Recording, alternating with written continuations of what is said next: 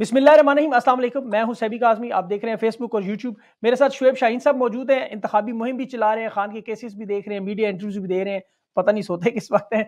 बड़ी मेहरबानी ने ज्वाइन किया, लेकिन आज कुछ जल्दी से आपके सामने कुछ मामलात रख दूं। एक तो इमरान खान साहब का केस तोशा खाना का कल समाअत के लिए लग गया है। खान साहब की जमानत होगी, जेल से बाहर होंगे, इलेक्शन लीड करेंगे। ये सारे मामले और फिर जो बातें थी, पैगामात, सिलसिला, ये सारा, ये कल चीजें बहुत सारी क्लियर हो जाएंगी। आज जेल सुपरिटेंडेंट के साथ जो मामला हुआ, साइफर केस की समाअत थी, उसमें वो एक बदमज़गी हुई। खान आज वाक़ई शदीद गुस्से में भी थे।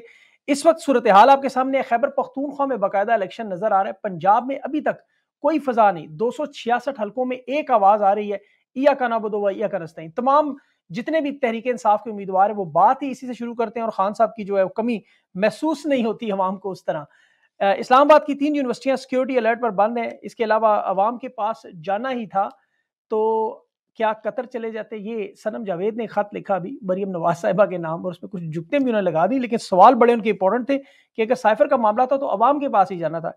आज़ाद उम्मीदवारों से पीटीआई का हलफनामा, जो आपको पता है सोशल मीडिया पे चल रहा है, इतवार को बड़ी कॉल, जो शुएब साहब ने भी लाजमी सी बात है, उस पर बात करेंगे हम।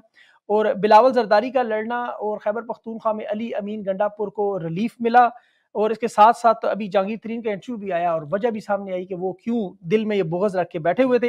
इलेक्शन में धांधली इस फिलहाल नजर आ रही है, हर जगह प्री पोल रिगिंग का माहौल बना हुआ है। ये इलेक्शन कम और धांधली ज्यादा नजर आ रही है। इस मैंडेट को तस्लीम कौन करेगा? अक्सरियत को अकलियत में बदलने की कोशिशें हो रही हैं। शुएब शाहीन साहब मेरे साथ मौजूद हैं, इनके सामने सवालात रखते हैं। शुएब साहब, बहुत बहुत शुक्रिया सर आपका। और रियली पर्सनली मैं आपको जानता हूं कि आप कितना काम कर रहे हैं, इस लिहाज से आई रियली अप्रिशिएट आपका टाइम जो है। सबसे पहले सर, कल खान साहब का जो केस है तोशा खाना का, इसके बारे में थोड़ी सी अगर तफसील बताएं। कल आपको क्या लगता है मामला क्या हो रहा है? आज आप पेश भी शायद आज हुए थे। देखिए, हमने जेल ट्रायल को चैलेंज कर रखा है कि ये जो जेल का ट्रायल है कि ये फेडरल गवर्नमेंट को ये इस तरह इजाज़त नहीं है।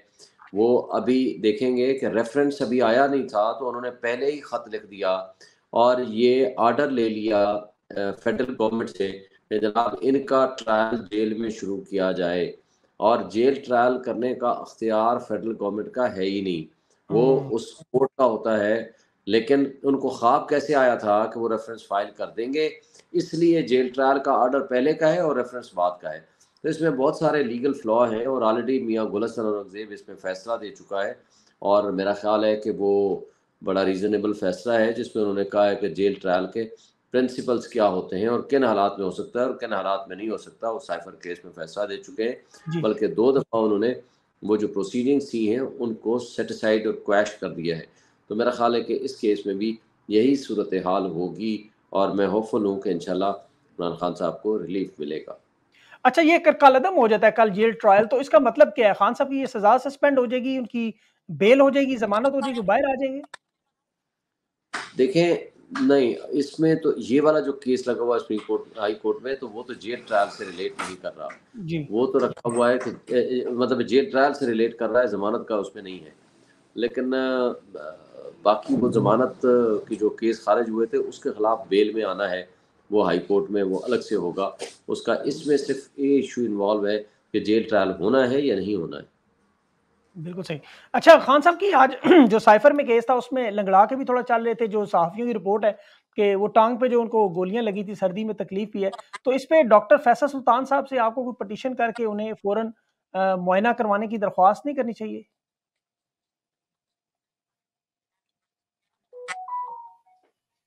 जी, बिल्कुल ठीक बात है, दुरुस्त है आपकी बात, ये होना चाहिए इस पे। और ये जानबूझ के अज़ियत दे रहे हैं, तकलीफ़ का बायस बन रहे हैं और उनको वो एक उनको ये सूट नहीं कर पा रहा कि इमरान खान टूटे क्यों नहीं है। अब उसके लिए वो ला राह हमवार कर रहे हैं और उसके लिए वो पोज़ीशन क्रिएट कर रहे हैं। ये काबिल अफ़सोस बात है कि प्राइम मिनिस्टर के फंडामेंटल राइट्स हैं, उनके कुछ राइट्स हैं अंडर द जेल मैनुअल, वो उनको हाँ। उनसे महरूम करने की कोशिश हो रही है। और ये जेल सुप्रीडेंट की अथॉरिटी नहीं हो सकती तो इस तरह के अनकॉन्स्टिट्यूशनल एंड इलीगल काम करें। बिल्कुल सही। अच्छा, अभी जो इसके अलावा जो ट्रायल के मामलात पे जो बयानात मुकम्मल हो चुके हैं साइफर के, तो इसकी अब समाअत और इसका आगे फर्दर क्या हो रहा है? देखिए, समाअत तो अभी जारी है, लेकिन मेरा नहीं ख्याल कि इसके अंदर कोई अब जान बाकी है। आपको याद है हुँ। पिछले 6 महीने से इन्होंने जेल में बंद रखा हुआ था उनको, और सिर्फ़ एक बात कह के जी इसमें तो बड़ी हार्श पनिशमेंट है, सज़ाए मौत हो सकती है, उम्र कैद हो सकती है। सुप्रीम कोर्ट में जब मैटर गया तो उन्होंने 1 घंटे 2 घंटे के अंदर आर्गुमेंट्स जब सुने, उनके पास कोई जवाब नहीं था। और उन्होंने बड़ी तंबीह की कि काबिल ज़मानत जुर्म के अंदर आप लोगों ने एक शख्स को गलत तरीके से पॉलिटिकल विक्टिमाइजेशन के ज़रिए रखा हुआ है। बल्कि उसमें जस्टिस अतर अब्दुल्ला साहब का जो अगर नोट आप मुलाज़ा करें जी, तो मासूम बहुत बंदा। है कि आप इलेक्शन से पहले उनको बाहर निकालें, लेकिन उन्होंने इलेक्शन से पहले बाहर नहीं आने देना तो नहीं आने देना। इसका मतलब है हमारे मुल्क की अदलिया जो है उसकी तो कोई हैसियत बाकी नहीं रही। बिल्कुल सही या बात है। तो कुछ जजेस कंप्रोमाइज्ड हैं और जो जजेस कोई इंडिपेंडेंट है या कोई ठीक लिखते हैं तो वो एग्जीक्यूटिव कहती है कि हम आपके फैसलों को नहीं मानते, वो उनके ओवर एंड अबव बैठे हुए और जो फैसला वो करते हैं उसके ऊपर अमल दरामद होता है और अदलिया के फैसलों पे अमल दरामद नहीं होता। बिल्कुल। आज शोएब साहब खान साहब काफ़ी गुस्से में थे, बल्कि शाह महमूद साहब की भी जो जिस तरह हियरिंग थी आज उसमें वो भी गुस्से में थे। ज़ाहिर है ज़्यादती ऐसे हो रही है जिस तरह बयानात करवाए जा रहे हैं, बल्कि उनके वकील अली बुखारी साहब भी नाराज़ थे। तो फिर उसके बाद संडे की कॉल, इतवार की जो कॉल का ऐलान किया गया, अवाम को निकलने का कहा गया इतवार को। तो आपको क्या लगता है ये कॉल इसका मकसद क्या है? आप क्या ये कॉल क्या है? लोग बस अपना स्ट्रेंथ शो करें जहाँ-जहाँ पूरे पाकिस्तान में, क्या है इसकी डिटेल थोड़ी बता दें? जी, अभी तो उसकी मकसद यही है कि मुल्क से बाहर बाहर निकलें, अपना एहतजाज भी रिकॉर्ड करें, इलेक्शन का प्रोसेस भी है और प्रोसीडिंग्स भी है और अपने हुकूक के लिए वो जद्दोजहद करें। आज लोग जिस तरह इनसे नफ़रत कर रहे हैं, पीडीएम की जमातें हों या उनकी एक्सटेंशन हो या वो मुक़्तदर इदारे और तबके हों या लॉ एनफोर्समेंट एजेंसीज़ हों, जो लोग भी हैं, उनसे शदीद नफ़रत हो रही है, डिस्क्रेडिट हो चुके हैं कि आप एक शख्स की दुश्मनी में आपने मुल्क को दाँव पे लगा दिया, आपने मुल्क को जो है 25 करोड़ आवाम के हुकूक सलब कर लिए और माशी तबाही तो पहले ही बहुत ज़्यादा आ चुकी है और आखिरी इसमें रोल अदा किया है हमारे जुडिशरी ने, जो उनको नहीं करना चाहिए था, उनको ये सूट नहीं करता। जी। अच्छा सर, अभी जो इस पे बैरिस्टर अली ज़फ़र साहब भी बात कर रहे थे, कुछ और भी बयानात थे कि आपका जो बल्ले का निशान है, उसपे तहरीक-ए-इंसाफ इंट्रा पार्टी इलेक्शन जो है, वो भी करवाने का सोच रहे हैं कि 8 फरवरी से पहले कुछ इलेक्शन हो जाए, खान साहब से मुशावरत या उनसे फाइनल गो अहेड लेनी है। तो ये मामला कहाँ तक है? इसकी कोई थोड़ी तफ़सील? देखें, ये भी अंडर कंसिडरेशन है, बिल्कुल हो सकती है, इसमें कोई पाबंदी नहीं है, कैद नहीं है कि हम ना कराएँ। अगर उनको एतराज़ है हमारे पिछले इलेक्शन पे, तो हम दोबारा इलेक्शन करा देते हैं, उसमें तो कोई दूसरी राय नहीं है। तो इसलिए मैं नहीं समझता कि इसमें कोई इशू है। लेकिन ये तो जानबूझ के अदलिया ने भी सहूलतकारी की है और इलेक्शन कमीशन तो पहले ही गैर जानिबदार नहीं है और जानिबदारी कर रहा है।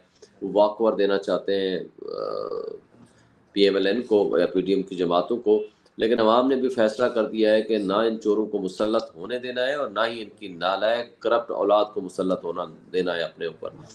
इस बिल्कुल। वक्त अवाम जो है वो बिल्कुल चार्ज है, इनके खिलाफ है, इनके खिलाफ गुस्सा है, नफरत है, वो इंशाल्लाह वोट वाले दिन निकलेगा और बिल्कुल। ये इनके होश भी ठिकाने नहीं रहेंगे कि किस तरह लोगों ने जौक दर जौक निकलना है और उन्होंने आकर के वोट डालना है। जी।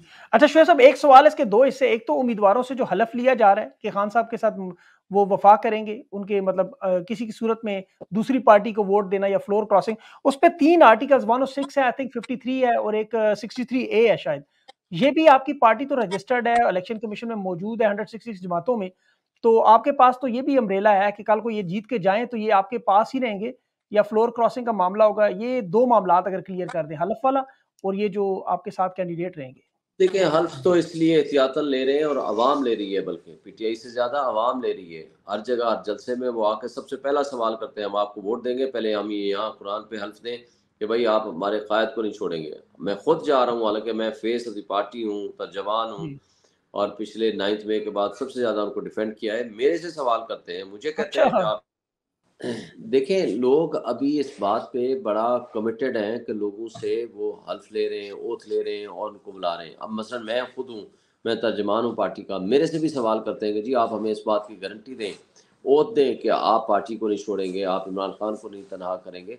इसलिए कि लोग बड़े डरे हुए हैं, सहमे हुए हैं, लेकिन लोग भी एहतसाब हुँ। करें और हम देखें पार्टी के हम नॉमिनीज़ हैं और रजिस्टर्ड पार्टी है, उसमें कोई इबाहम नहीं है। तो मेरा ख़्याल है कि इसमें हमारे लिए भी कोई ऐसा वो जो रूम है वो नहीं अवेलेबल कि जनाब हम जब चाहें जिस पार्टी को चाहें चले जाएँ। हमारे पास बिल्कुल। पीटीआई के अलावा कोई ऑप्शन नहीं है और इंशाल्लाह पीटीआई में ही जाएँगे और पीटीआई का ही हम हिस्सा हैं और इंशाल्लाह रहेंगे और मैं होपफुल हूँ कि इसमें किसी किस्म का कोई इबाहम नहीं है। और ये सारे उम्मीदवार जो हैं, इन्हें भी आप कहीं जाने नहीं देंगे, ये सारे पीटीआई की छतरी तले रहेंगे। जी, इस इंशाल्लाह इसी तरह ही होगा। बिल्कुल सही। अच्छा, आपके जलसे तो सर बड़े ठीक-ठाक जलसे हो रहे हैं, वर्चुअल जलसे बल्कि आप लोगों के कामयाब हो रहे हैं। इधर मरियम नवाज़ साहिब आज केपी में अवाम के आगे हाथ जोड़ रही थी और नवाज़ शरीफ कह रहे हैं मैं वज़ीर-ए-आज़म बनने नहीं आया।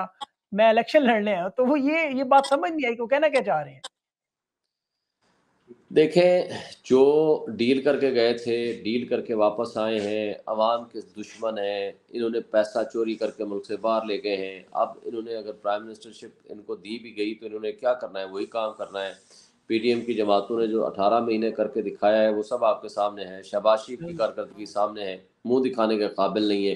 ये क्या बात करें, मुझे बताएं। कभी कहते हैं कहाँ से निकाला, क्यों निकाला, कैसे निकाला। उससे निकलते हैं तो जी मैं 2017 में बड़ा अच्छा मुल्क चला रहा था।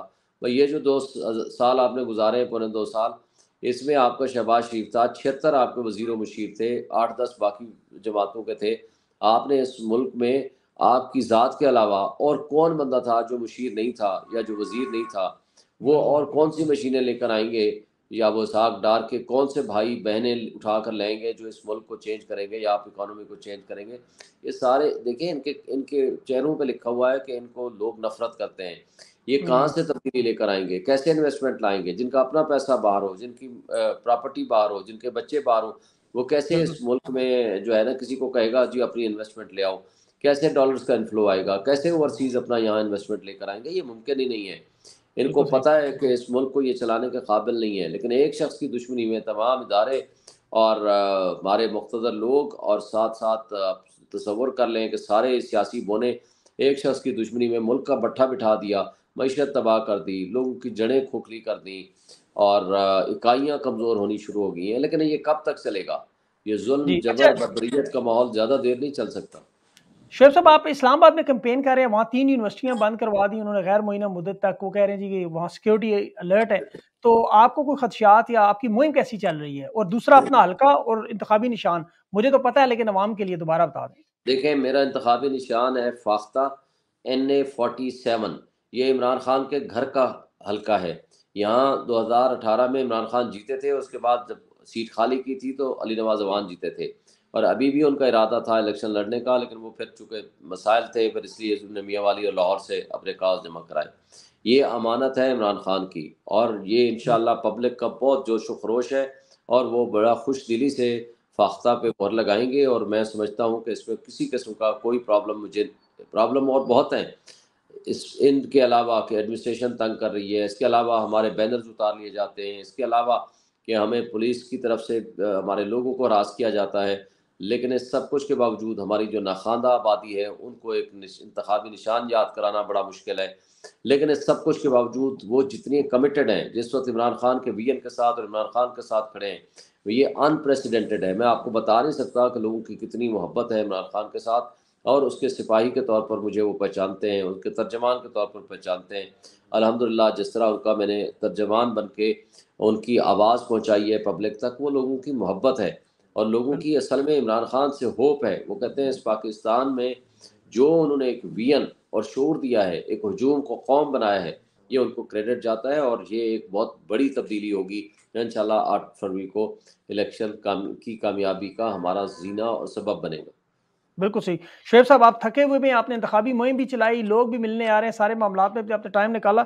NA-47 ये सीट इंशाल्लाह याद रहेगी, आपकी हर ट्वीट जो है वो रीट्वीट भी होगी, आपकी हर कैंपेन को इंशाल्लाह हम लोग फॉलो अप करेंगे। आप भूल जाएँ अब फाख्ता को, वैसे भी सीट इमरान खान की है, हमें इस पे कुछ करने की ज़रूरत तो नहीं है।